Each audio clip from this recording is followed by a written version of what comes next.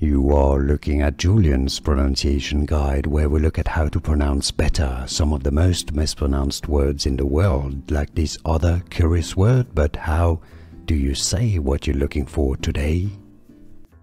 Let's learn how to pronounce the name of this Indian dish originating from Punjab. It's a vegetarian dish and appreciated for that because it's made from lentils. Let's start to learn how to pronounce it correctly.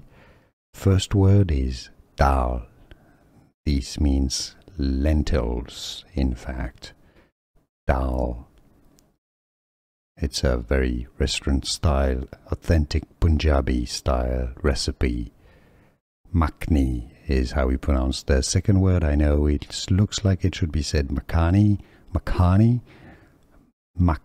So overall, the pronunciation of this dish, if you want to learn more Indian dish names and more food names, make sure to stay tuned. Dal Makhani. It's easy, and now you know.